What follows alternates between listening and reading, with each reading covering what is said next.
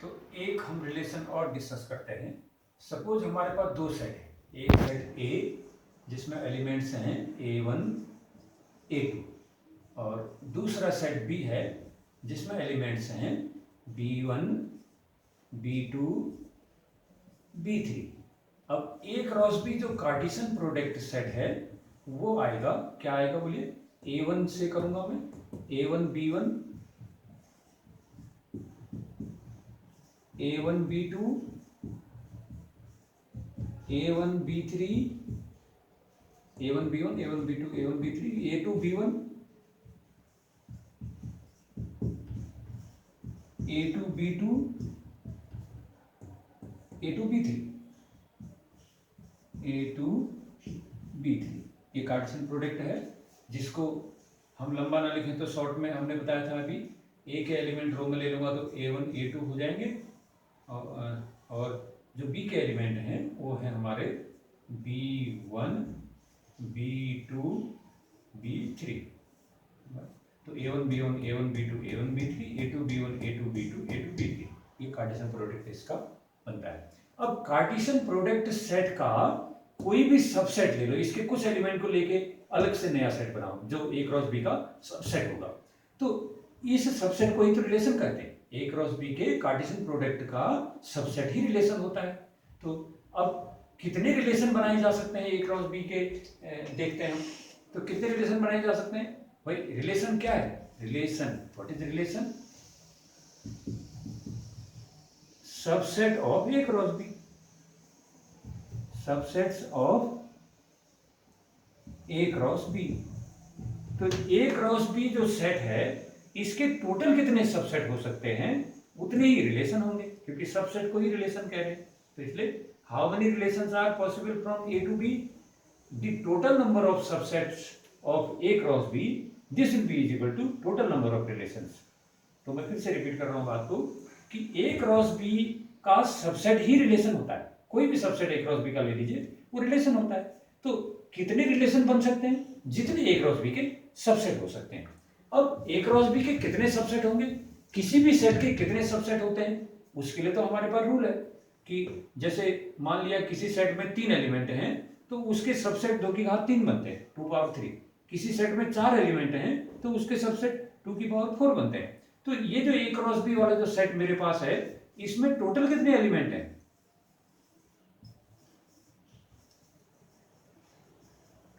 Total elements in A cross B, तो ये एक पेयर को एक एलिमेंट मानता हूं, तो 1 2 3 4 5 6 एलिमेंट हैं ए क्रॉस बी में, जो किसके बराबर होते हैं? ए के एलिमेंट 2 बी के एलिमेंट 3, तो 3 2 6 इतना होता है ए के एलिमेंट और बी के एलिमेंट के मल्टीप्लाई के बराबर ए क्रॉस बी में एलिमेंट्स आते हैं। तो टोटल एलिमेंट ए क्रॉस बी में 6 हैं, तो कितने रिलेशन बनेंगे, मतलब कितने सबसेट बनेंगे?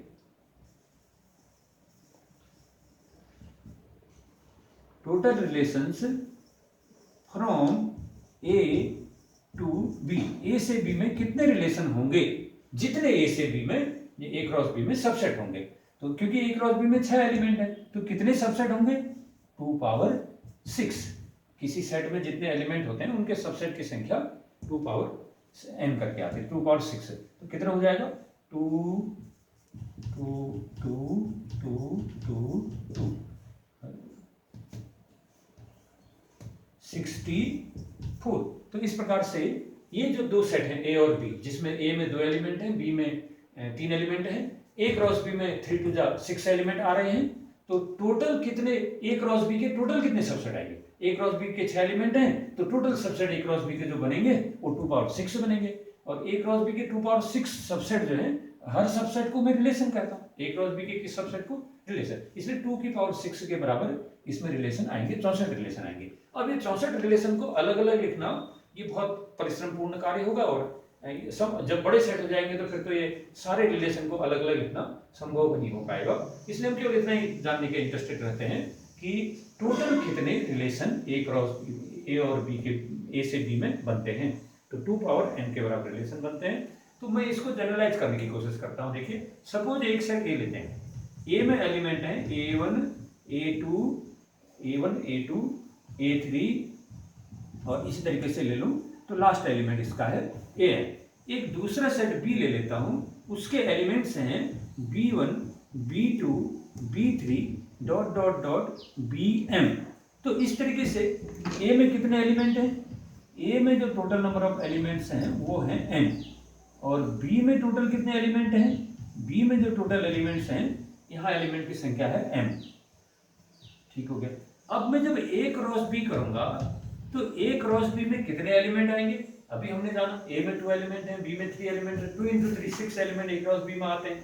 तो उसी तरीके से यहाँ a में n एलिमेंट है और b में m एलिमेंट्स हैं। तो जब a क्रॉस b करूंगा तो a क्रॉस b में टोटल कितने एलिमेंट्स आएंगे, कितने एलिमेंट आएंगे, a के टोटल एलिमेंट की संख्या गुणा b के टोटल एलिमेंट की संख्या।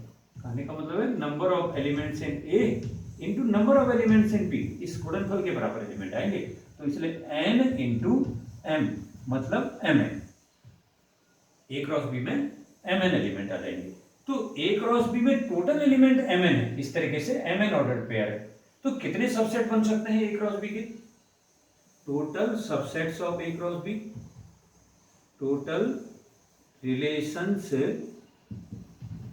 From a to b। तो a से b में कितने रिलेशन होंगे, a से b में जितने सबसेट होते हैं is equal to total number of subsets, total number of subsets of a cross b। a cross b के जितने टोटल सबसेट होंगे वही उतने ही रिलेशन हो जाएंगे। कितने सबसेट होंगे a क्रॉस b के, क्योंकि a क्रॉस b में mn एलिमेंट है, m into n element a cross b में है। तो जिस सेट में mn एलिमेंट होते हैं उसके कितने सबसेट बनते हैं, 2 पावर mn। तो इस तरीके से ये टोटल रिलेशन की संख्या 2 पावर mn होगी। फिर से सुनिए, हमने आपसे कहा कि a सेट में अगर 2 एलिमेंट हैं, b सेट में 3 एलिमेंट हैं, तो a क्रॉस b में 2 इंटू 3 6 एलिमेंट हो जाते हैं। a सेट में n एलिमेंट हैं, number of element in a n है, और b वाले सेट में m एलिमेंट्स हैं, b1 b2 b3 bm। तो ये नंबर ऑफ एलिमेंट भी m है। तो a क्रॉस b में कितने एलिमेंट होंगे, इनके गुणनफल के बराबर।